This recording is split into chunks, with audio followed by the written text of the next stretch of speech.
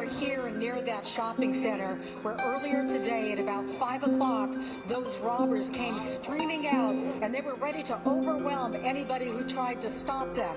It seems like this is just the latest in a cycle of these crimes that have occurred all summer. Is that D-Dude on the beat? Hey, Danny, you made it slide.